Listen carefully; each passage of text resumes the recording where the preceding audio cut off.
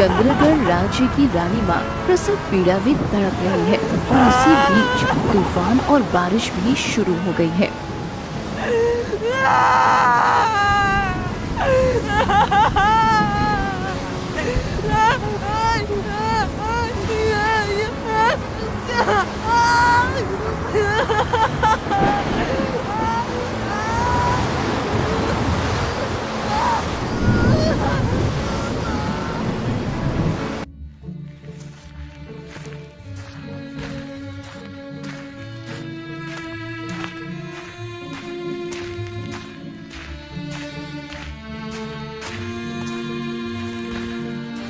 महाराज, रानी माँ की हालत बहुत खराब है। हमें अभी पास के गांव की दाई माँ को बुलाना होगा, नहीं तो हादसा हो सकता है। ये तुम क्या कह रही हो दासी? नहीं नहीं, हमारी रानी और बच्चों को कुछ नहीं होगा। सेनापति!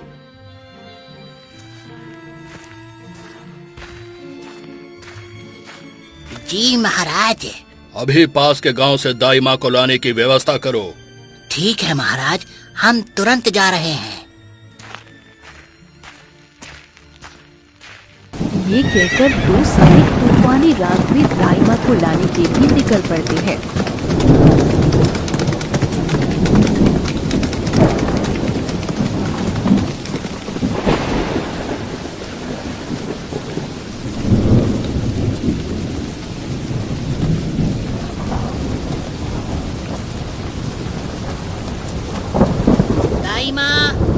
दाई माँ, कृपया दरवाजा खोलिए।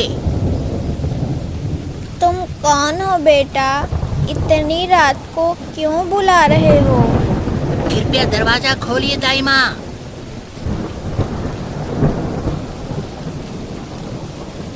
क्या हुआ है सैनिक जी?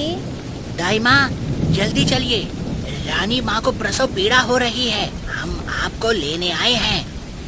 लेकिन सैनिक जी, मेरी तबीयत तो ठीक नहीं है। मैं इस बीमार शरीर से कैसे जाऊंगी?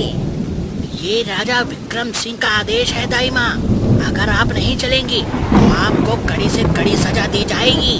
ठीक है सैनिक जी, चलिए, मैं जाने के लिए तैयार हूँ। सैनिक की बात सुनकर दाई माँ अपने बीमार शरीर के साथ राज दरबार की ओर चल पड़ी।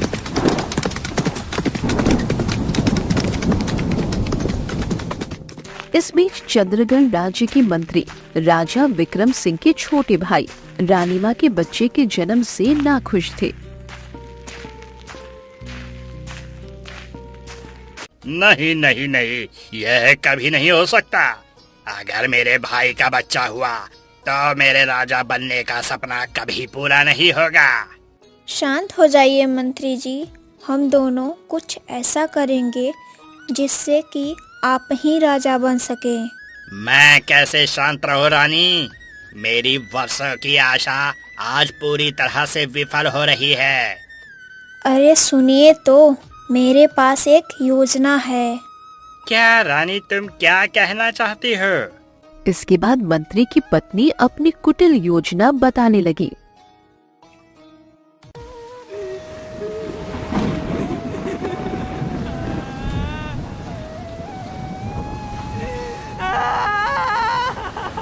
दासी, जल्दी से एक पतीले भर के गर्म पानी ले आओ। ठीक है दाई माँ, मैं अभी लाती हूँ।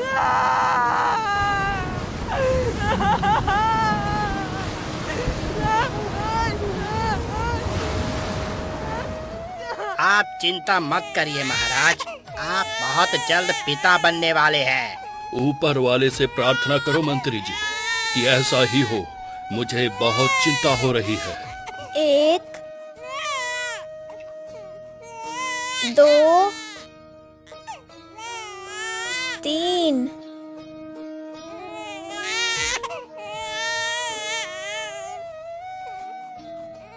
अरे वाह, रानी माँ ने तो 3 बच्चों को जन्म दिया है। अरे हाँ, मैं भी अपने आँखों पर विश्वास नहीं कर पा रही हूँ। महाराज जानकर बहुत खुश होंगे।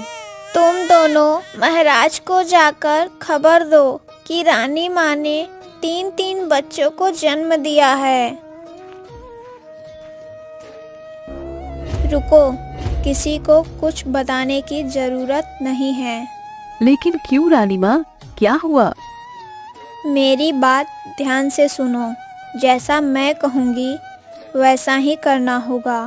अगर तुम तीनों ने मेरी बात नहीं मानी तो तुम्हें मौत की सजा दी जाएगी। नहीं नहीं, आप ऐसा मत कीजिए। बताइए हमें क्या करना होगा? इन बच्चों को मारना होगा। नहीं नहीं, मैं यह पाप नहीं कर सकती। हाँ, मैं भी नहीं कर सकती। हाँ, मैं भी नहीं कर सकती। मैंने पहले ही कहा था, अगर तुमने मेरी बात नहीं मानी तो तुम्हें मौत की सजा दी जाएगी।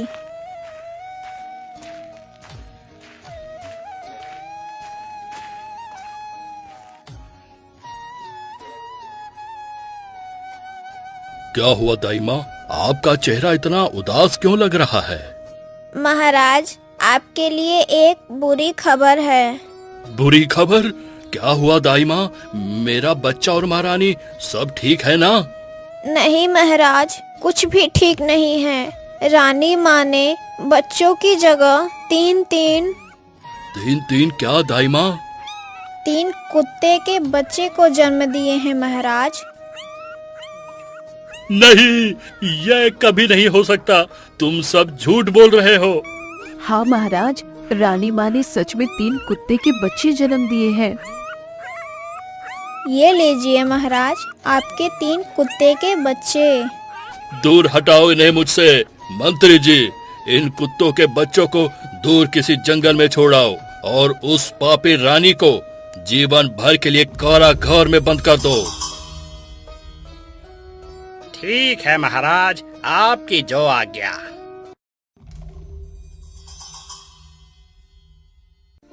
सुनो, इन 3 बच्चों को जंगल में ले जाकर मार देना और इन 3 कुत्ते के बच्चों को ले जाकर कहीं फेंक दो। तब हमारा रास्ता हमेशा के लिए साफ हो जाएगा। हा हा हा हा हा।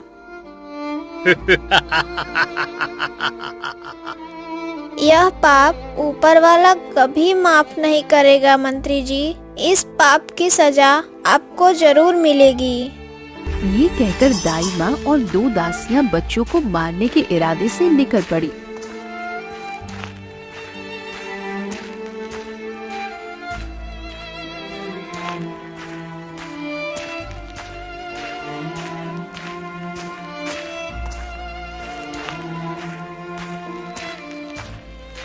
दाई माँ, क्या आप मारने के लिए तैयार हैं?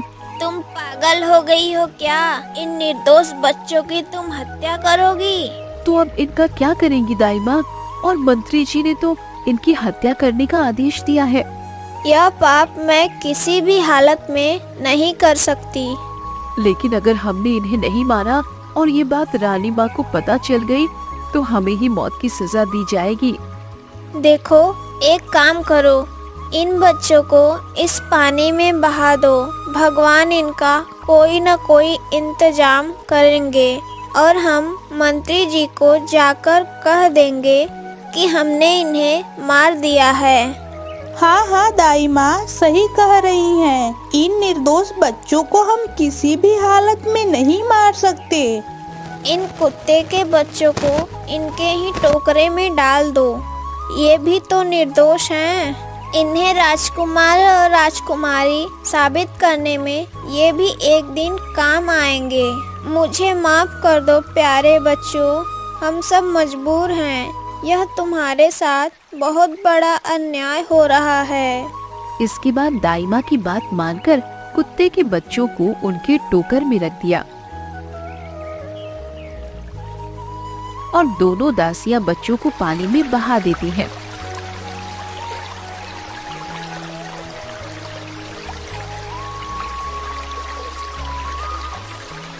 ये लीजिए दाई माँ, अब आपकी बारी। नहीं नहीं, तुम दोनों ने दोनों राजकुमारियों को पानी में बहा दिया। मैं इस राजकुमार को बहाना नहीं चाहती। लेकिन दाई माँ। कोई लेकिन नहीं, मैं इस राजकुमार को किसी भी हालत में पानी में नहीं छोड़ सकती। वह चंद्रग्रहण राज्य का होने वाला राजा है। लेकिन दाई माँ, मंत्री जी को अगर एक बार पता चल गया तो वो हमें और इस राजकुमार दोनों को मार डालेंगे। तुम चिंता मत करो दासी, मैं इस राजकुमार को लेकर बहुत दूर चली जाऊंगी, जहां हमें कोई नहीं ढूंढ पाएगा।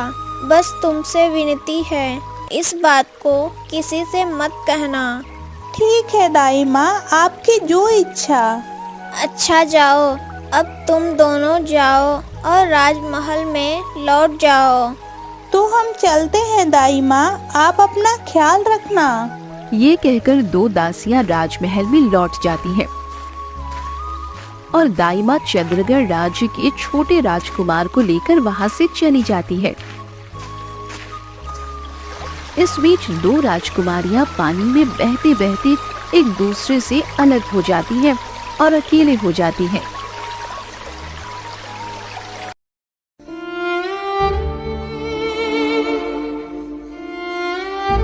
मेरी संतान कहाँ है? क्या बात है, तुम लोग कुछ बोल क्यों नहीं रहे हो?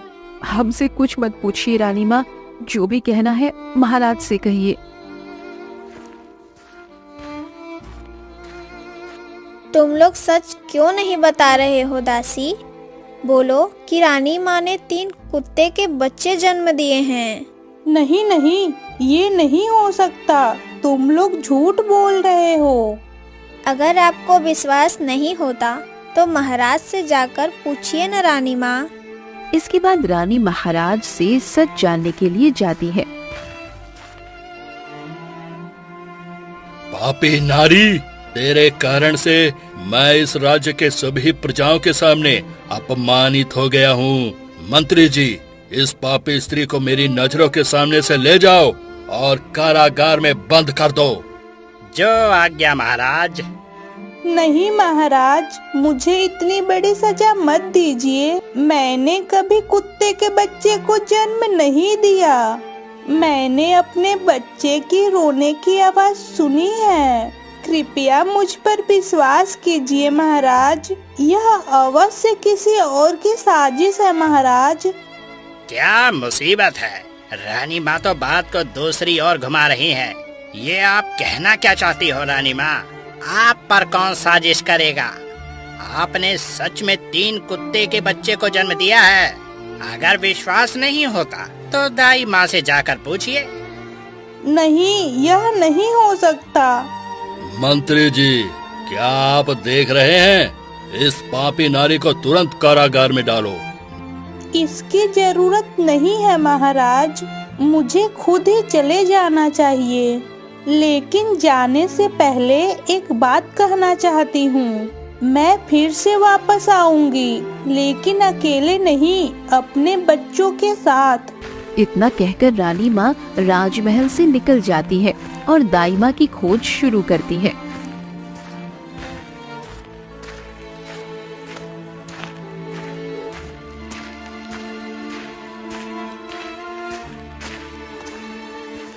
यह क्या? दाई माँ के घर पर तो ताला लगा है। अब मैं दाई माँ को कहाँ ढूंढूं? ओले ओले ओले, मत रो बेटा, मत रो। बेचारा, आज तुम्हारे साथ यह अन्याय न होता तो पूरे चंद्रगढ़ राज्य में खुशियाँ मनाई जाती। लेकिन आज तुम्हारे आँखों में आंसुओं की धारा बह रही है। इस घने जंगल में कौन रो रहा है? सुनकर लगता है इंसान का बच्चा है और उसके साथ कुत्ते के बच्चे की भी आवाज आ रही है। चलो चलकर देखते हैं।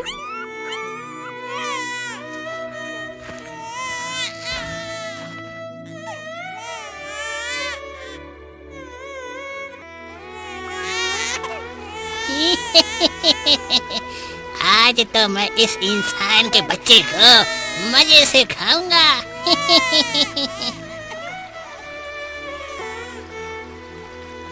अरे लगता है वो लोमड़ी इस इंसानी बच्चे को खाने वाला है। नहीं, ये मेरा शिकार है। शेर दौड़ते हुए आता है और उसे देख लोमड़ी वहाँ से भाग जाता है। शेर भी लोमड़ी का पीछा करने लगता है।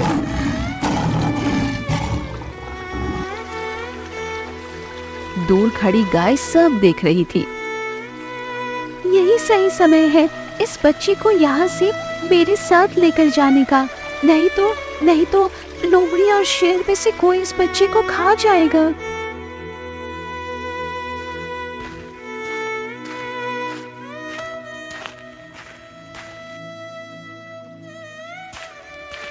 इतना कहकर गाय जल्दी से वहाँ से राजकुमारी और कुत्ते के बच्चों को लेकर अपने घर चली जाती है।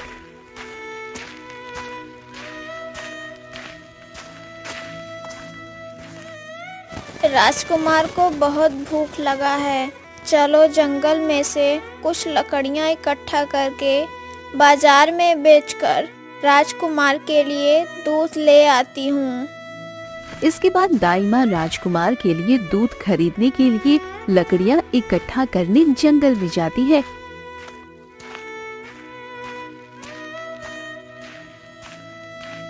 और लकड़ियाँ इकट्ठा करके बाजार में बेचकर राजकुमार के लिए दूध लाती है।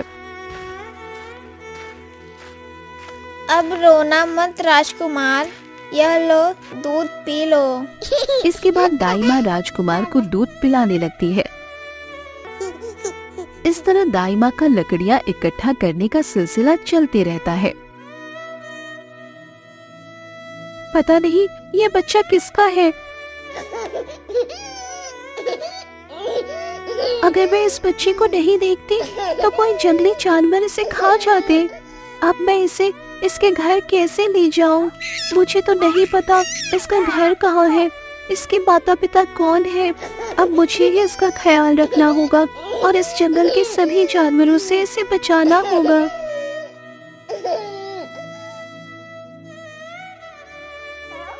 इसके बाद गाय राजकुमारी को घर में सुलाकर जंगल में चरने चली जाती है और जंगल से आकर राजकुमारी को अपना दूध पिलाने लगती है। इस तरह देखते देखते राजकुमार और राजकुमारी बड़े हो जाते हैं।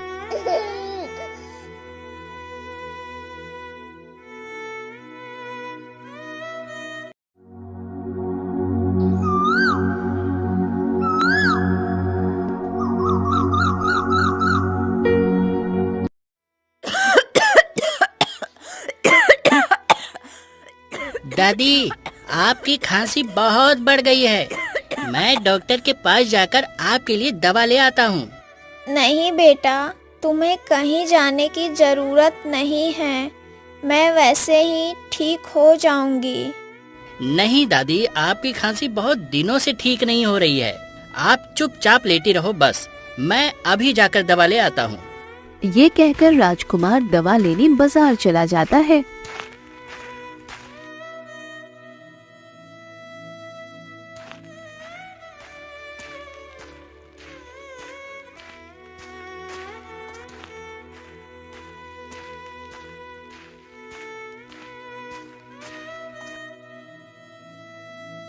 गाय मौसी, तुम लौट आई।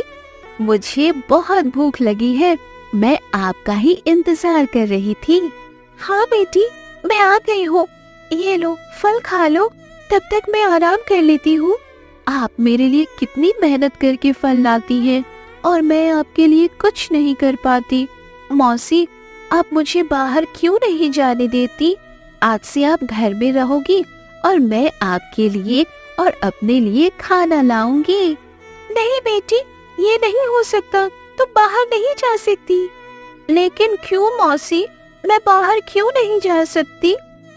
बेटी, इस जंगल में बहुत सारे जानवर रहते हैं, अगर तू बाहर गई तो वो तुझे शिकार बना लेंगे, इसीलिए मैं तुझे बाहर नहीं जाने देती। अब ये खाना खा ले। ये कहकर गाय राजकुमारी को बाहर नहीं जाने देती और इधर राजकुमार दवा लेकर घर लौट रहा था। तभी राजकुमार को एक महिला के रोने की आवाज सुनाई दी।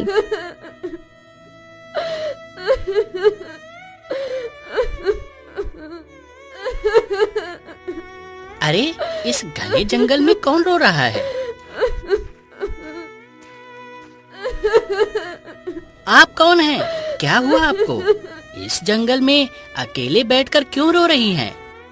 बेटा, मैं चंद्रगढ़ राज्य की महारानी हूँ। मैं अपने पति और बच्चों को खोकर बदनसीब के जैसे घूम रही हूँ। 3 दिन से कुछ भी नहीं खाई हूँ। बेटा, क्या तुम मुझे कुछ खाना दे सकते हो? यह तो मेरा सौभाग्य है कि आज महारानी से मेरी मुलाकात हो गई। लेकिन महारानी जी, मेरे पास तो आपको खिलाने के लिए कुछ भी तो नहीं है। यह तो सिर्फ मेरी दादी के लिए दवा है। आप मेरे साथ मेरे घर चलिए, वहाँ दादी के अलावा कोई नहीं है। दादी आपको देखकर बहुत खुश होंगी। ये कहकर राजकुमार रानी माँ को घर ले जाता है।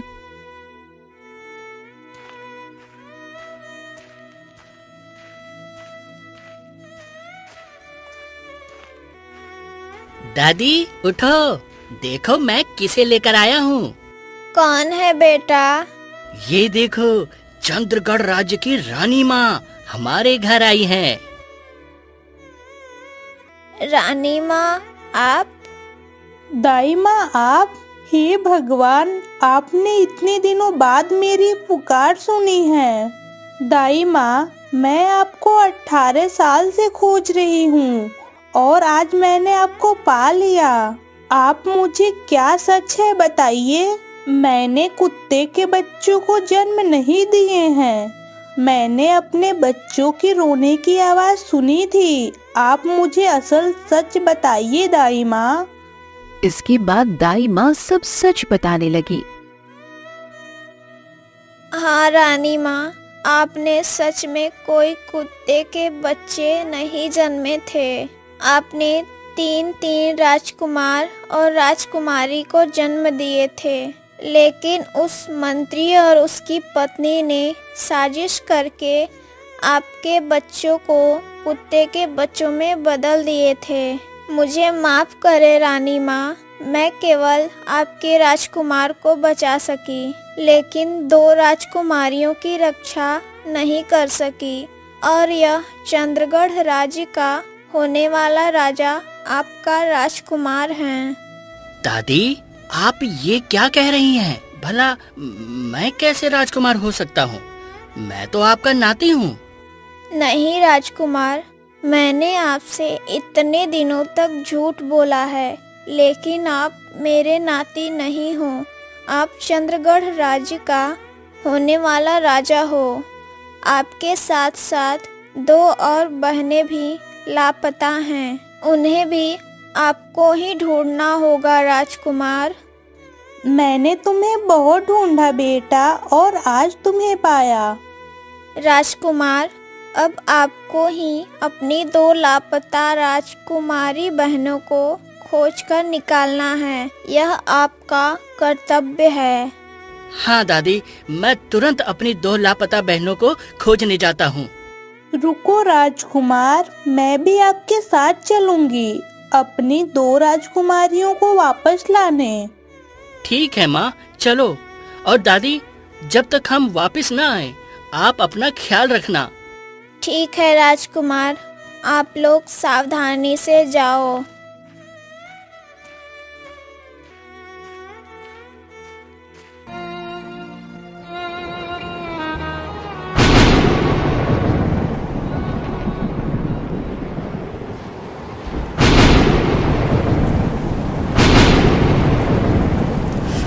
हे भगवान, हमारी बेटी पहले से ही तेज बुखार में है और इस ठंड में बारिश का पानी पड़ने से हमारी बेटी और भी बीमार हो जाएगी। आप जल्दी से कुछ करिए। अरे भाग्यवान, अब इस बारिश में क्या करूं? मुझे कुछ समझ नहीं आ रहा है। इस बारिश में घर ठीक करने वाला मुझे कोई भी नहीं मिला।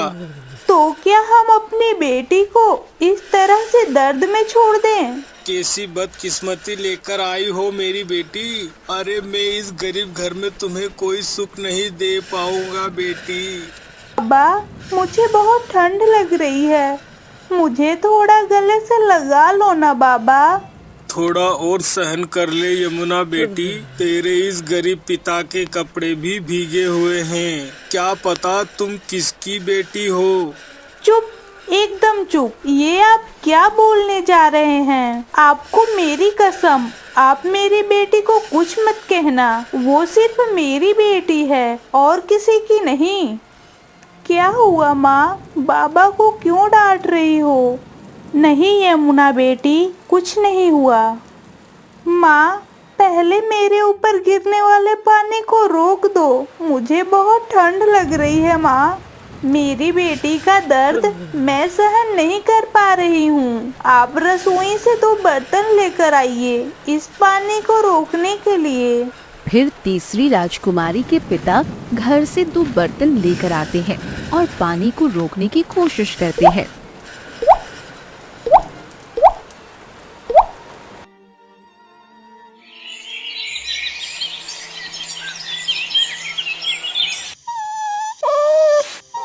क्या हुआ दुखू? तुम ऐसे चिल्ला क्यों रहे हो? दाई माँ, मुझे बहुत भूख लगी है, मुझे कुछ खाने को दीजिए। मैंने तुम्हें कई बार कहा है कि मेरे पास से चले जाओ। मैं तुम्हारे लिए खाना नहीं ला सकती, लेकिन तुम मेरे पास से जाने के लिए तैयार ही नहीं होते। दाई माँ, आप मुझे बार बार जाने के लिए क्यों कहती हो? बताओ ना, मैं आपको छोड़कर कहीं नहीं जाऊंगा दाई माँ। इतने दिनों तक आपने मुझे और राजकुमार को अपने बच्चों की तरह पाला और अब जाने के लिए कह रही हैं। मैं क्या करूं दुखू? मुझे बताओ, राजकुमार के जाने के बाद से तुम्हें एक दिन भी पेट भर खाना नहीं दे पाई हूँ। कोई बात नहीं दाई माँ, अगर आप मुझे खाने को नहीं भी देंगी तो भी मैं आपको छोड़कर कहीं नहीं जाऊंगा। अब मैं जा रहा हूँ दाई माँ, देखूं किसी का जूठा खाना बचा हुआ मिल जाए। ये कहकर दुखू भूख मिटाने के लिए दूसरों के बचे हुए खाने की खोज में निकल जाता है। और इधर दूसरी राजकुमारी और उसकी गाय मौसी गुफा में लौटकर आराम कर रही थी। तभी एक लोमड़ी रास्ते से गुजरते समय रुक गई। अरे यहाँ तो इंसान और गाय दोनों की गंध आ रही है, लेकिन किसी को देख नहीं पा रहा हूँ।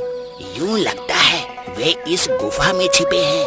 चलो तो अंदर जाके देखता हूँ। इसके बाद लोमड़ी गंध को सूंघते हुए गुफा के अंदर चला जाता है और कहता है, हाँ, मेरी नाक कभी गलत नहीं कहती। ये लोग इस गुफा में बैठकर आराम कर रहे हैं और इधर मैं भूख की आग में मर रहा हूँ। लेकिन मेरे पास तो वो ताकत भी नहीं है कि इन्हें मार सकूं। क्या करूं? हाँ, मिल गया। अभी तुरंत शेर महाराज को खबर देता हूँ। वे इनका शिकार करेंगे और मैं फोकट में मजे से इन्हें खाऊंगा। ये कहते हुए लोमड़ी खुद शिकार करने में असमर्थ होकर शेर के पास मदद मांगने जाता है। इधर शेर अपनी गुफा में खराटे लेकर सो रहा था। शेर महाराज, उठिए। कौन है? मैं हूँ शेर महाराज, आपका भांजा। लोमड़ी तुझे क्या अपने जान का डर नहीं है? मतलब मैं तो आपके भले के लिए जान जोखिम में डालकर आपके पास आया हूँ। क्या मतलब? मतलब आपके दरवाजे पर 2 शिकार आए हैं और आप यहाँ चैन से सो रहे हैं। मैं तेरी बात पर विश्वास नहीं करता लोमड़ी। तू बहुत चालाक है। पहले भी तूने मेरे कई शिकार चुरा कर खाए हैं। छी शेर महाराज, मैं चालाक हो सकता हूँ लेकिन चोर नहीं हूँ। ठीक है, इतनी बनावट करने की जरूरत नहीं है। बता क्या कहने आया है? इसके बाद लोमड़ी सारी घटना बताता है। लोमड़ी की बात सुनकर शेर महाराज तो बहुत ही खुश हो जाते हैं। अरे वाह, ये तो चाहत से भी बढ़कर है। चलो चलो, अब और देर नहीं की जा सकती। ये कहकर शेर और लोमड़ी राजकुमारी और उसकी गाय मौसी का शिकार करने के लिए निकल जाते हैं।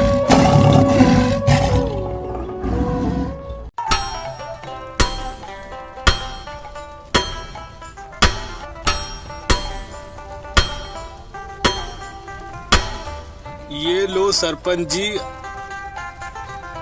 अब मैंने इसमें धार दे दिया है, अब आप आराम से इसे काटो। हाँ मोहन, तुम तो हमारे गांव के सबसे अच्छे लोहार हो और दूसरे लोगों की धार से किसी चोर का नाक भी नहीं काटती है। ये लो तुम्हारे पैसे।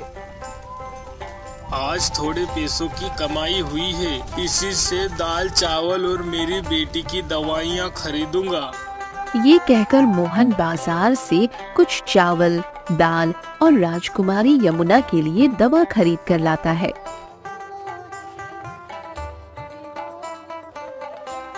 ये लो, इसमें दाल चावल और यमुना बेटी की दवाई है। यमुना बेटी को दवाई खिला दो और खाना बनाना शुरू करो, मुझे बहुत जोरों की भूख लग रही है। अच्छा ठीक है, मैं खाना बनाना शुरू करती हूँ, आप यमुना को दवा खिला दीजिए। ये कहकर राजकुमारी की माँ राजकुमारी के लिए खाना बनाने जाती है और राजकुमारी के बाबा मोहन राजकुमारी को दवा खिलाने लगते हैं। और उधर शेर और लोमड़ी राजकुमारी की गुफा के सामने आकर दहाड़ लगाते हैं। सर्वनाश! बेटी, हमें अभी यहाँ से भागना होगा। शेर और लोमड़ी ने हमें ढूंढ लिया है, नहीं तो वो हमें खा जाएंगे। और देर मत कर बेटी, हमें अभी के अभी यहाँ से भागना होगा। लेकिन मौसी, मेरे पैर में बहुत दर्द है, मैं ठीक से चल भी नहीं पा रही हूँ, अब मैं कैसे दौड़ूंगी? ठीक है बेटी, तुमसे नहीं दौड़ा जाएगा तो तुम मेरे पेट पर चढ़ जा, मैं तुझे लेकर चलती हूँ। ये कहकर राजकुमारी की गाय मौसी राजकुमारी को अपने पीठ पर चढ़ाकर गुफा के पीछे से चुपचाप भाग निकलती है। इधर शेर और लोमड़ी मिलकर शिकार करने की योजना बना रहे हैं। अरे भाग गए शेर महाराज, वे तो भाग गए। अब क्या होगा? कहाँ तक भागोगे? चलो दौड़ लगाओ लोमड़ी। इतना कहकर शेर और लोमड़ी मिलकर राजकुमारी और उसकी गाय मौसी के पीछे दौड़ते हैं।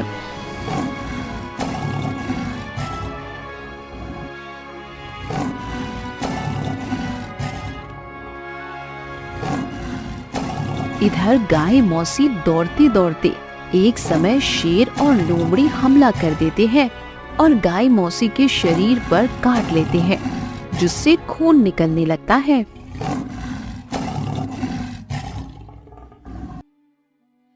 गाय मौसी, मुझे बचाओ, ये मुझे खा जाएंगे।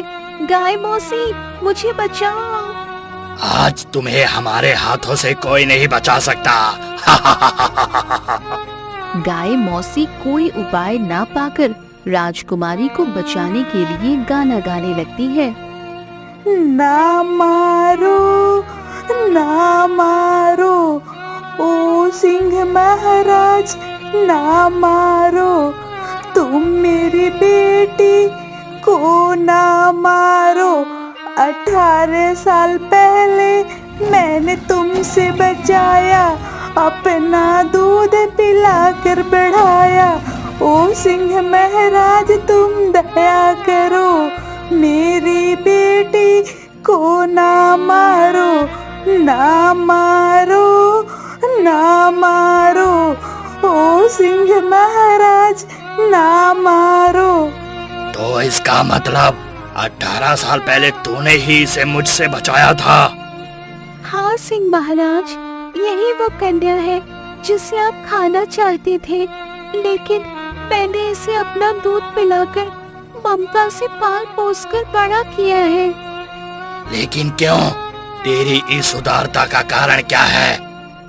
क्योंकि मैं जानती हूँ कि बच्चे के बिना एक माँ की पीड़ा कितनी होती है। आज से 20 साल पहले मेरा भी एक बच्चा था जिसे आपने खा लिया था, इसीलिए मैंने इसे ही अपना बच्चा समझकर पाला। शेर महाराज, आप मुझे खा लीजिए, लेकिन मेरी बेटी को छोड़ दीजिए। नहीं गाय मौसी, मैं आपको छोड़कर नहीं रह सकती। आप मेरी गाय मौसी को छोड़ दो शेर महाराज, आप मुझे खा लो। नहीं बेटी, ये तुम क्या कह रही हो? मैं तो बूढ़ी हो चुकी हूँ, कितने दिन और जीऊंगी?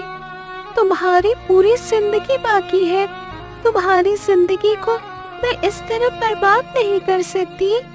राजकुमारी और गाय मौसी के इस प्यार को देखकर शेर का क्रूर मन पिघलकर दया में बदल जाता है। बस बस, तुम दोनों के इस तनाव और पशु के प्रेम को देखकर मेरी तरह हिंसक प्राणी के भी आंखों में आंसू आ गए हैं। गाय मौसी, तुम्हें सलाम है, आज तुमने मेरी आंखें खोल दी। अगर तुम नहीं होती तो मैं आज माया का असल मतलब नहीं समझ पाता। मैं तुम्हें छोड़ सकता हूँ, लेकिन एक शर्त पर। क्या शर्त है शेर महाराज?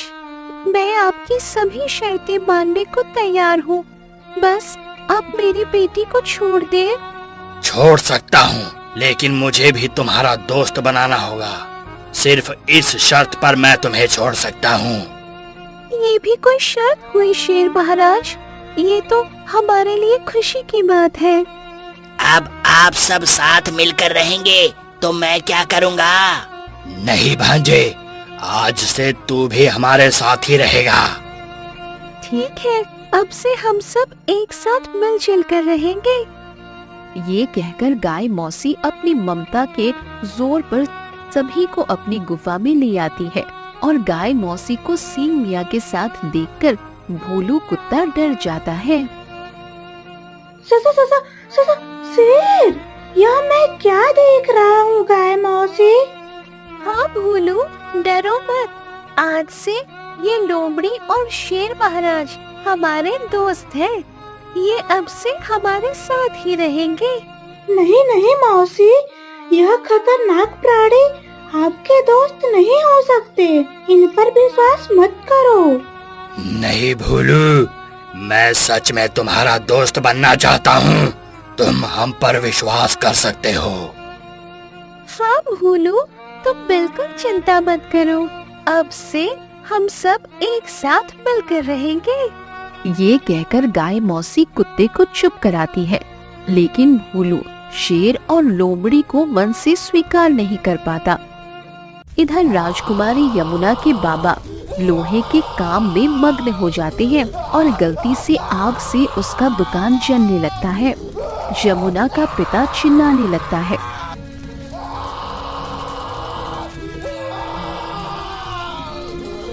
अरे अरे अरे, जल गया, उसे कोई बचाओ, बचाओ, उसे कोई बचाओ।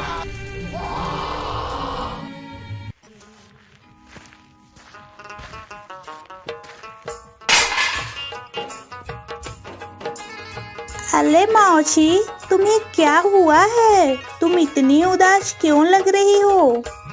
ओहो माँ, सावधानी से चलो, जो भी खाना था वह गिर गया। अब मैं तुम्हें क्या खिलाऊंगी?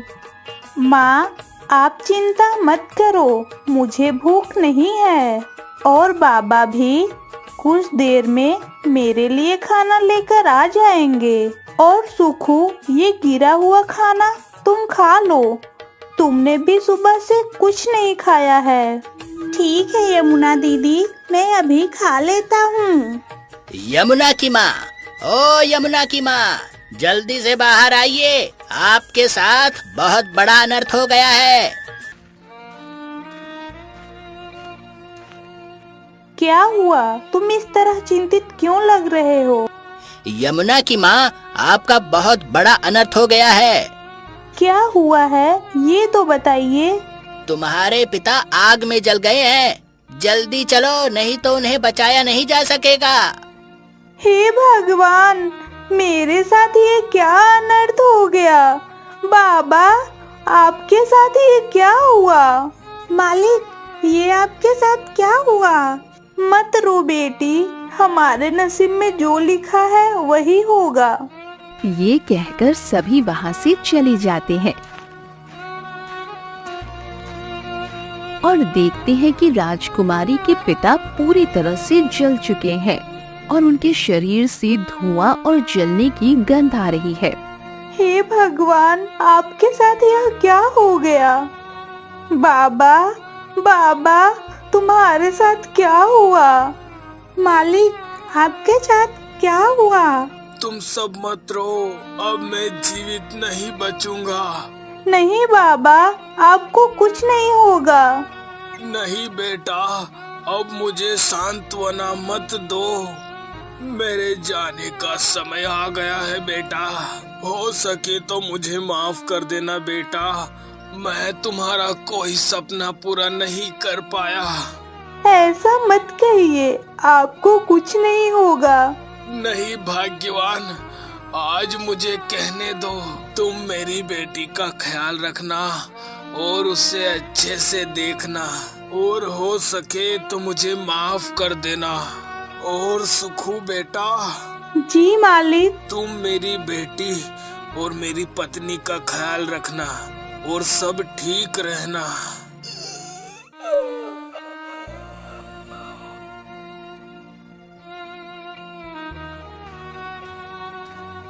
इस पापी लड़की के कारण मेरे भाई की मृत्यु हो गई। ये आप क्या कह रहे हैं भैया? ठीक ही कह रहा हूँ। पता नहीं कहाँ से उठाकर लाई हो इस मनहूस को। इसके मिलने के कारण आज हम सब इस स्थिति में हैं। हाँ, आप ठीक ही कह रहे हो। कृपा करके चुप हो जाइए भाभी। मैंने इतने दिनों तक यह सच अपनी बेटी से छिपा कर रखा था। आज उसे कुछ मत कहो। अगर हम आज इस लड़की को सब कुछ नहीं बताएंगे तो वे हमारी संपत्ति में हिस्सेदारी करेंगे। तुम इतने दिनों से मुझसे क्या छिपा रही हो माँ? कुछ नहीं बेटी, कुछ नहीं। मैं तुम्हें बता रही हूँ यमुना, सुन। 18 साल पहले तुम्हें कहीं से उठा कर लेकर आई थी यह तुम्हारी बांझ माँ। तुम्हारे असली माता पिता कहाँ हैं कोई नहीं जानता। और सुनो निशा, तुम्हारा कोई वारिस नहीं है, इसीलिए तुम्हारी सारी संपत्ति अब हमारी है। अब तुम्हें अपने मरे पति को कहाँ दफनाना है वह जगह खोज लो। ये कहकर मृत मोहन के भाई और भाई की पत्नी वहाँ से चले जाते हैं। निशा और यमुना मृत मोहन को दफनाने की जगह न मिलने के कारण उसे एक तैरने वाले अस्थि बनाकर बहा देते हैं।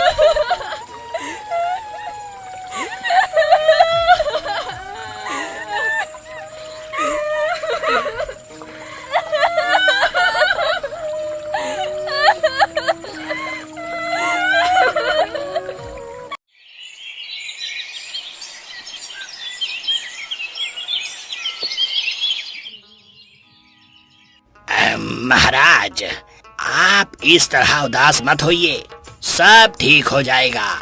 कुछ ठीक होने वाला नहीं है, इसलिए मुझे झूठी सांत्वना देने मत आइए। मैं कुछ दिनों के लिए वन यात्रा पर जा रहा हूँ। आज से मंत्री परिषद की सारी जिम्मेदारियाँ मैं आपके हाथों में सौंप रहा हूँ। मुझे उम्मीद है कि आप इसे अच्छी तरह निभाएंगे। यही तो मैं चाहता हूँ। आप बेफिक्र होकर जाइए महाराज। चलते हैं अब। ये कहकर राजा विक्रम अपने सौतेले भाई को मंत्री परिषद की सारी जिम्मेदारियां सौंपकर वन यात्रा के लिए रवाना हो जाते हैं और उनका सौतेला भाई मंत्री परिषद की जिम्मेदारियां पाकर बहुत खुश होता है।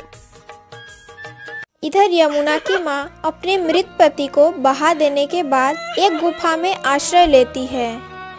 मत रो माँ, आपको रोते हुए देखकर मुझे बहुत दुख होता है। आप मुझे आज सच्चाई बताओ, आप मुझे कहाँ से उठाकर लाई थी और मेरे असली माता पिता कौन हैं? इसके बाद यमुना की माँ सारी सच्चाई बताने लगती है। हाँ बेटी, मैं और तुम्हारे पिताजी आज से 18 साल पहले तुम्हें एक पेड़ के नीचे पड़े हुए देखे थे और उस पेड़ के नीचे एक सांप तुम्हारी रक्षा कर रहा था। तब हम इस घने जंगल में सुनते हैं कि कोई रो रहा है।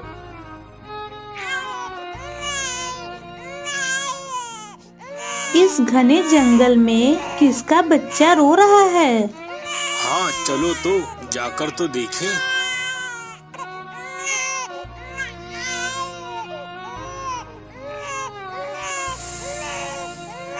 सांप! मुझे देखकर डरो मत, मैं तुम्हारा कोई नुकसान नहीं करूंगी। इस मनुष्य के बच्चे को मैंने पानी में तैरते देखा तो यहाँ लेकर चली आई, इसलिए तुम इस प्यारे निर्दोष बच्चे को अपने साथ ले जाओ। ये कहकर सांप वहाँ से चला जाता है और मोहन की पत्नी राजकुमारी को गोद में ले लेती है। भगवान, इतने दिनों बाद हमारे ऊपर आपने कृपा की है। हमने इतने दिनों बाद एक संतान का चेहरा देखा है और इस बच्ची को पाकर हम बहुत खुश हैं। हमारी सारी कमी पूरी हो गई। तुमने सही कहा, इस बच्ची को हम अपने बच्चे की तरह पालेंगे और इसका नाम हम रखेंगे यमुना। इसके बाद हमने तुम्हें अपने बच्चे की तरह पाला। मुझे माफ कर दो बेटी, हमने इतने दिनों तक तुमसे सच्चाई छुपाई थी। माँ,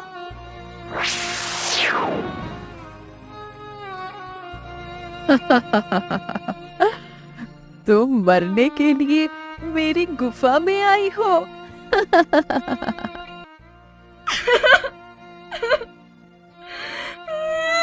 चुड़ैल, छोड़ दे मेरी बेटी को, मैं कह रही हूँ, छोड़ दे।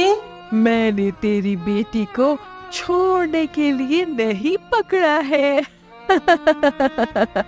माँ, इस चुड़ैल से मुझे बचाओ।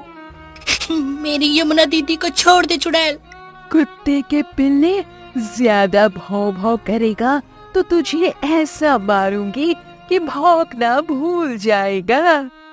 मैं तुम्हारे सामने दया की भीख मांग रही हूँ, मेरी बेटी को छोड़ दे। अब रोने से कुछ नहीं होगा। जब इस गुफा में आई थी तब सोचना चाहिए था। मेरी उम्र हो गई है, नहीं तो तुम माँ बेटी दोनों को साथ ले जाती। अभी तेरी बेटी को ले जा रही हो, फिर तेरी बारी। कृपया करके छोड़ दो मेरी बेटी को, छोड़ दो मेरी यमुना को। चुड़ैल यमुना को लेकर चली जाती है और सूखू और उसकी मौसी रोने लगते हैं। मौसी, अब क्या होगा? चुड़ैल यमुना दीदी को ले गई। पता नहीं सूखू, मुझे कुछ नहीं पता। अब तो मर जाने के अलावा मेरे पास कोई रास्ता नहीं। मैं अब और जीना नहीं चाहती, मैं अब और नहीं जीना चाहती। ऐसी बात मत कहो मौसी, अगर तुम नहीं रही तो मेरा क्या होगा? तू मेरे पास से चला जा सूखू, मैं यमुना की तरह तुझे भी पकड़कर नहीं रख पाऊंगी। तू चला जा सूखू, चला जा। ये कहकर यमुना माँ चली जाती है और पीछे पीछे सूख हो जाता है।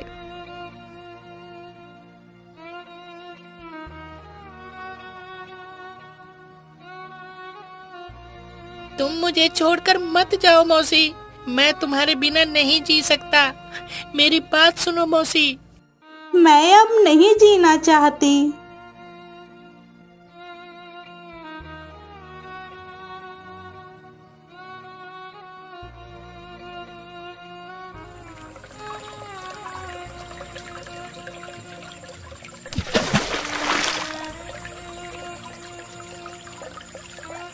मौसी, ये तुमने क्या किया? क्या किया तुमने? मैं मौसी को मरने नहीं दूंगा।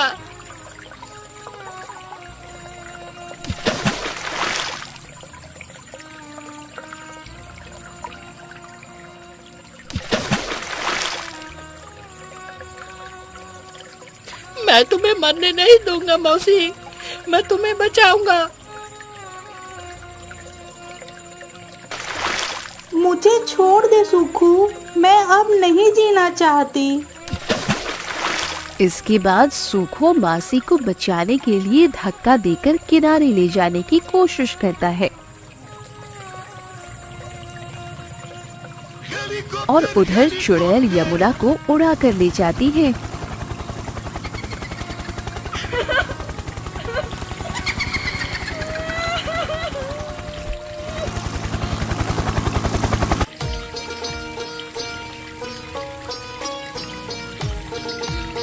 कितना ढूंढोगे तुम अपने बहनों को बेटा?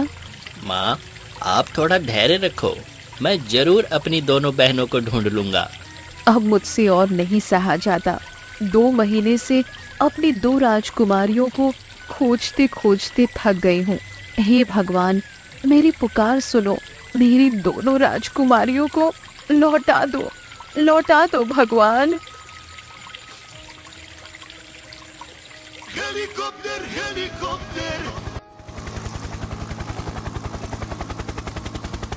चुड़ैल, मुझे छोड़ दे मुझे। तुझे छोड़ने के लिए नहीं पकड़ा है मैंने। हे भगवान, मुझे इस चुड़ैल के हाथों से बचाओ भगवान।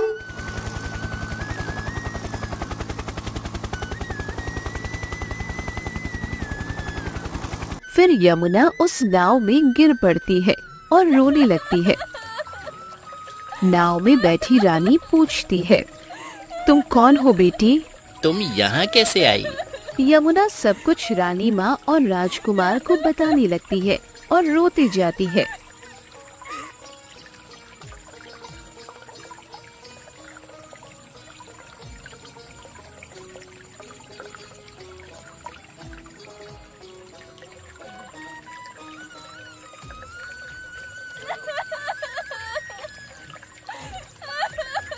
मत रो बेटी, मैं भी तेरी ही तरह एक दुखियारी हूँ।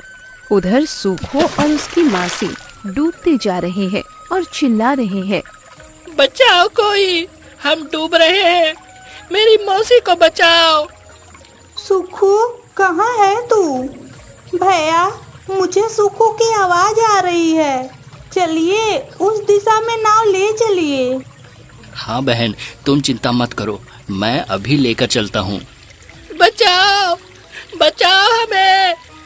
वहाँ तो सुखू है और उसके साथ माँ भी है। माँ, यमुना दीदी, हमें बचाओ। सुखू, तू चिंता मत कर, तुम्हें कुछ नहीं होगा।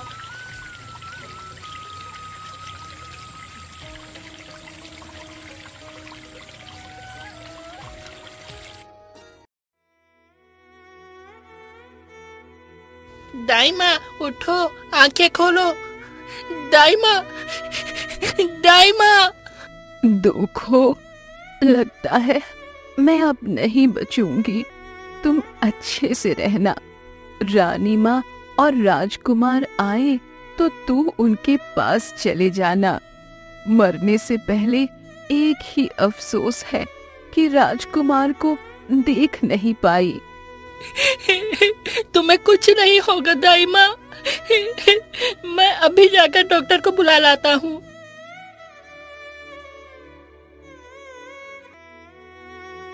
ये कहकर दूखो चिल्लाते हुए डॉक्टर के पास पहुँचता है। क्या हुआ, क्या बात है? डॉक्टर बाबू, जल्दी चलिए, मेरी दाइमा बहुत बीमार है, जल्दी चलिए, नहीं तो वे नहीं बचेंगी। ठीक है, लेकिन तुम्हारी दाइमा कहाँ रहती है? वो भवानीपुर के जंगल में है। भवानीपुर का जंगल? भवानीपुर के जंगल में तो बहुत खतरनाक जानवर होते हैं। हाँ, फिर भी मैं और मेरी दाइमा वही रहती हैं। अरे बाप रे, मैं उस जंगल में नहीं जा सकता, तुम खुद उन्हें लेकर आ जाओ। मैं आपसे विनती करता हूँ डॉक्टर बाबू, कृपा करके चलिए, नहीं तो मेरी दाइमा नहीं बचेगी। मैं नहीं जा सकता, तुम उन्हें लेकर यहाँ आओ।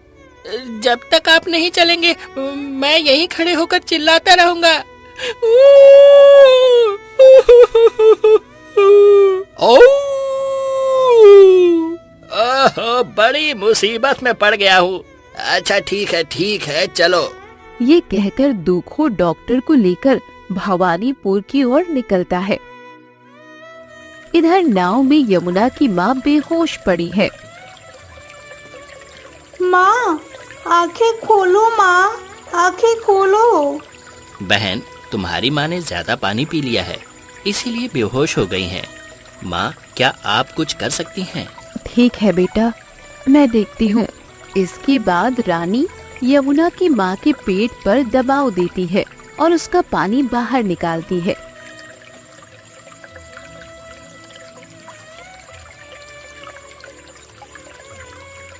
डॉक्टर दाइमा की इलाज करता है और उसकी हालत में सुधार होता है।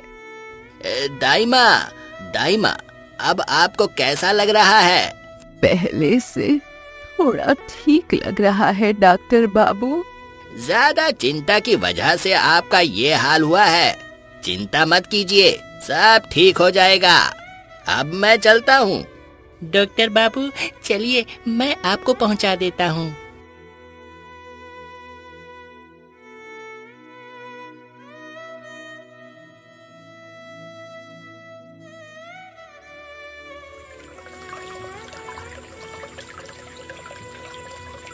माँ, यमुना बेटी, तुम यहाँ कैसे आई? तुम्हें तो चुड़ैल उठा कर ले गई थी। फिर यमुना सारी घटना अपनी माँ को बताती है।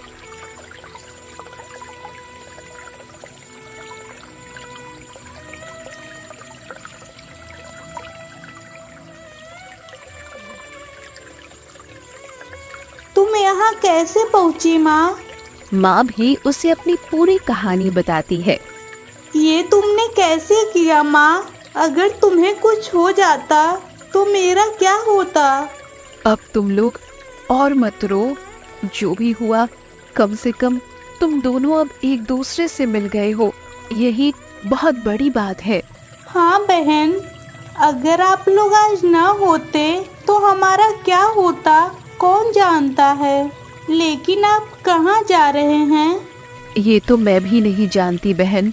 2 महीने से हमारी नजरें जहाँ जाती है, हम बस उसी और बढ़ते जाते हैं। इसका क्या मतलब है बहन? मैं कुछ समझी नहीं। हाँ, मैं चंद्रगढ़ राज्य की बदनसीब रानी हूँ।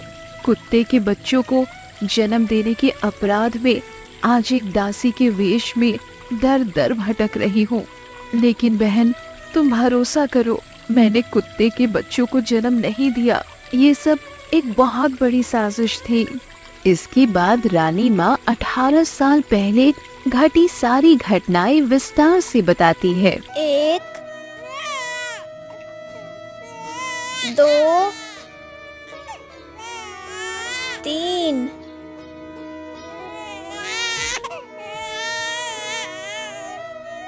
रुको, किसी को कुछ बताने की जरूरत नहीं है। लेकिन क्यों रानी माँ, क्या हुआ? मेरी बात ध्यान से सुनो। जैसा मैं कहूँगी वैसा ही करना होगा। इन बच्चों को मारना होगा। नहीं नहीं, मैं यह पाप नहीं कर सकती। क्या हुआ दाइमा? आपका चेहरा इतना उदास क्यों लग रहा है? ये वही राजकुमार है जिसे मैंने इतने वर्षों बाद पाया है। लेकिन अब भी मैं अपने दोनों राजकुमारियों की खोज में भटक रही हूँ। क्या हुआ माँ? तुम फिर क्यों रो रही हो? यमुना, तू जानना चाहती थी ना अपने माँ बाप का परिचय, कि वो कौन है जो तुझे जन्म दिए हैं? हाँ माँ, बताओ। मैंने तुमसे बहुत बार पूछा लेकिन तुमने नहीं बताया। तो सुनो, यह है तुम्हारी असली माँ जिन्होंने तुझे जन्म दिया, और मैं हूँ तुम्हारा पालन करने वाली माँ। ये आप क्या कह रही हैं बहन? ये मेरी बेटी कैसे हो सकती है? हाँ माँ, ये तुम क्या कह रही हो? मैं इनकी बेटी कैसे हो सकती हूँ? ये तो चंद्रगढ़ राज्य की रानी है। हाँ बेटी, यही है तुम्हारी असली माँ। इतना कहकर निशा 18 साल पहले की सारी घटना बताने लगती है। साफ मुझे देखकर डरो मत, मैं तुम्हारा कोई नुकसान नहीं करूंगी। इस मनुष्य के बच्चे को मैंने पानी में तैरते देखा तो यहाँ लेकर चली आई, इसलिए तुम इस प्यारे निर्दोष बच्चे को अपने साथ ले जाओ। रानी माँ की बात एकदम सच है। तुम मेरी बेटी नहीं हो, मैंने तुम्हें जन्म नहीं दिया। 18 साल पहले मुझे तुम टोकरी में मिली थी। आपने जो कुत्ते के बच्चे की बात की थी, सच में उस टोकरी में एक कुत्ते का बच्चा भी था, और आज वही कुत्ते का बच्चा दुखू है जिसने मुझे डूबने से बचाया। माँ मत रो तुम लोग, अब हमें अपनी तीसरी बेटी को भी खोजना होगा। आगे चलती रहो, मेरा मन कह रहा है वो भी कहीं आसपास ही होगी।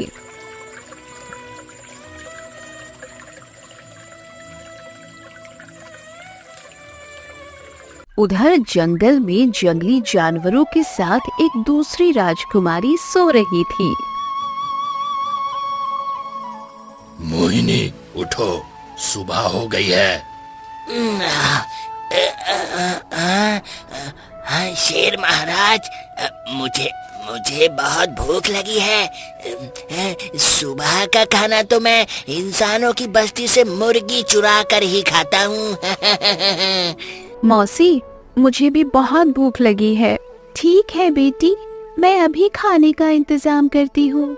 शेर महाराज, चलिए हम अपना अपना खाना इकट्ठा कर लेते हैं। ठीक है, चलो चलते हैं, मुझे भी भूख लगी हुई है। मौसी, आज मैं भी आप सब के साथ चलूंगी। आप कभी भी मुझे साथ लेकर नहीं जाती हैं। नहीं नहीं बेटी, तुम्हें तकलीफ नहीं करनी चाहिए।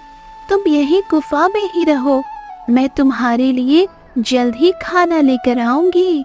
नहीं मौसी, तुम इतने दिनों से शेर महाराज के डर से मुझे बाहर नहीं निकलने देती थी, और आज शेर महाराज भी हमारे दोस्त हैं। आज मैं तुम्हारी कोई बात नहीं मानूंगी। अरे तुम गुस्सा मत करो बेटी, तू भी हमारे साथ चलेगी। तुझे बचाने की जिम्मेदारी मेरी। आओ मेरी पीठ पर बैठ जाओ। ये कहकर शेर दूसरी राजकुमारी को पीठ पर बिठा लेते हैं और सब मिलकर शिकार के लिए निकलते हैं। तभी अचानक एक तीर आकर सियार को लग जाता है।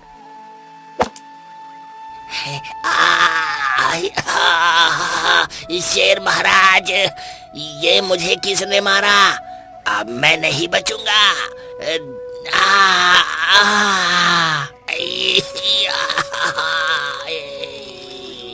तुम चिंता मत करो लोमड़ी, तुम्हें कुछ नहीं होगा।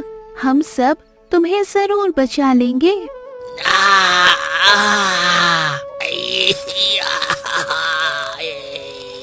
इस जंगल में किसकी इतनी हिम्मत हो गई कि हम पर तीर चलाए? शेर महाराज, लगता है ये किसी शिकारी का काम है। तुम सब अपना ख्याल रखना, मैं अभी आता हूँ। शेर महाराज, मेरी मौत का बदला आप जरूर लेना।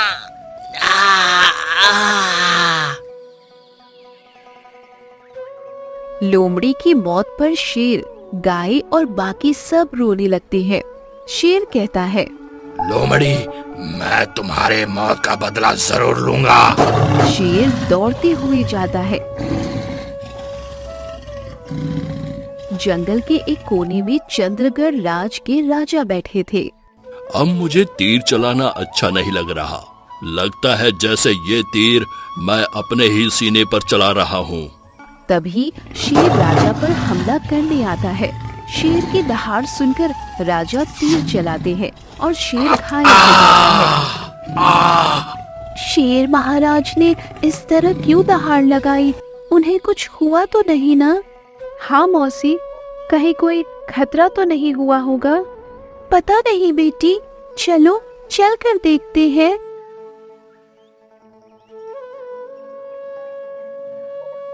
सभी वहां पहुंचते हैं और शेर को घायल देखकर रोने लगते हैं।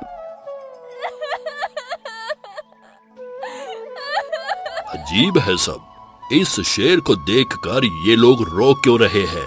ऐसा तो मैंने पहले कभी नहीं देखा। उधर जंगल में रानी माँ, यमुना, राजकुमार और यमुना की माँ बैठे हुए थे। उन्हें भी रोने की आवाज सुनाई देती है। जंगल में ये कौन रो रहा है? हाँ, चलिए रानी माँ, आगे जाकर देखते हैं। आप कौन है? आपने शेर महाराज की हत्या क्यों की? इसके लिए हम आपको कभी माफ नहीं करेंगे। तुम लोग माफ करो या ना करो, मुझे अब कोई फर्क नहीं पड़ता। मैं चंद्रगढ़ राज्य का महाराज विक्रम हूँ। महाराज विक्रम? हाँ, मैं महाराज विक्रम हूँ, लेकिन ऐसा दृश्य मैंने पहले कभी नहीं देखा। अपना असली राज बताओ, तुम लोग इस शेर के लिए क्यों रो रहे थे? इसके बाद गाय मौसी 18 साल पहले की पूरी घटना बताने लगती है।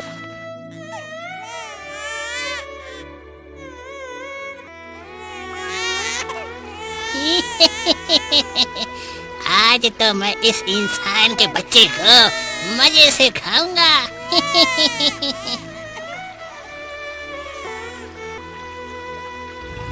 और उसे देख लोमड़ी वहाँ से भाग जाता है। शेर भी लोमड़ी का पीछा करने लगता है।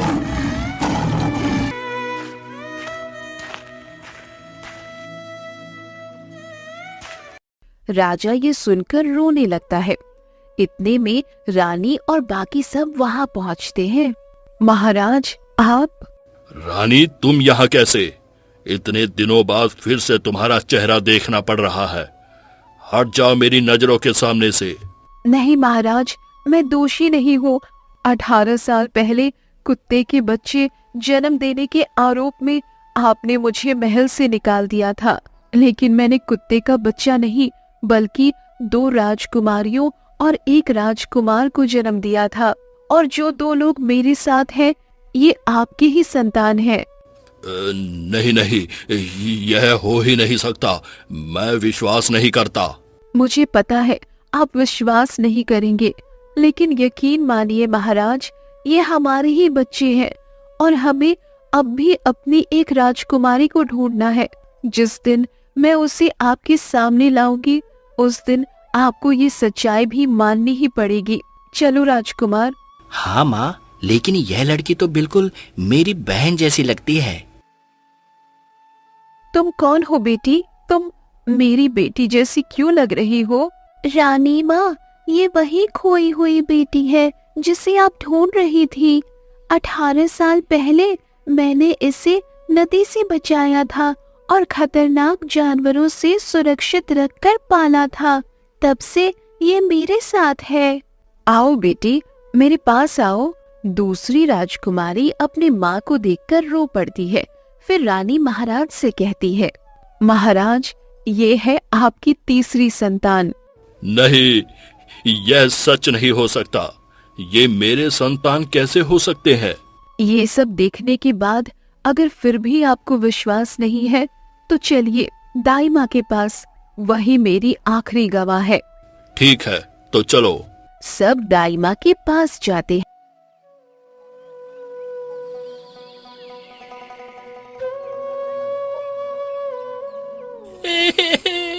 राजकुमार, आप आ गए। आपके जाने के बाद से दाई माँ बहुत बीमार हो गई हैं। क्या हुआ दाई माँ?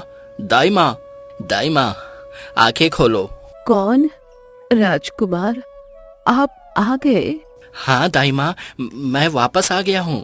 अब मैं चैन से मर सकती हूँ। कम से कम आखिरी बार आपको देख लिया, यही बहुत है। दाई माँ, उठो, देखो, मैंने अपनी दोनों राजकुमारियों को ढूंढ लिया है। रानी माँ, आपकी जय हो। आपके सब्र और विश्वास से ही ये मुमकिन हो पाया है। लेकिन दाई माँ, महाराज किसी हाल में विश्वास नहीं कर रहे कि मैंने 3 बच्चों को जन्म दिया था। आप महाराज को पूरी सच्चाई बताइए। हाँ महाराज, रानी माँ जो कह रही है वो सच है। उन्होंने कोई कुत्ते के बच्चे को जन्म नहीं दिया था। ये सब आपके सौतेले भाई और उनकी पत्नी की साजिश थी। हमें माफ कर दीजिए महाराज, हम मजबूर थे।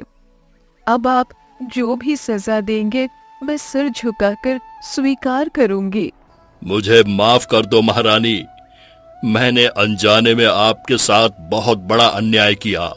आपका कोई दोष नहीं महाराज, ये सब मेरे भाग्य में था। लेकिन जिसने इतना बड़ा षड्यंत्र रचा, जब तक उसे सजा नहीं मिलेगी मुझे चैन नहीं मिलेगा। मुझे एक बार राजमहल पहुंचने दो रानी, फिर बताता हूँ उनको। मैं निकल रहा हूँ, तुम लोग भी चलो। ऐसी सजा देंगे कि फिर कोई ऐसा करने का सोचेगा भी नहीं। दाई माँ आप भी चलिए, आप ही मेरी आखिरी सहारा है। माँ आप लोग चलिए, मैं दाई माँ को लेकर आता हूँ। राजकुमार दाई माँ को गोद में उठाकर बाहर निकलता है। सब महल की ओर रवाना हो जाते हैं। रहा विक्रम महल जाकर अपने सौतेले भाई और उसकी पत्नी को हाथी के पैरों से कुचलवा देता है और सभी खुशी खुशी रहने लगते हैं। अगर आपको कहानी पसंद आई हो तो वीडियो को लाइक करके चैनल को जरूर सब्सक्राइब करें और कमेंट में जरूर बताएं कि आपको कैसी वीडियो देखना पसंद है। धन्यवाद।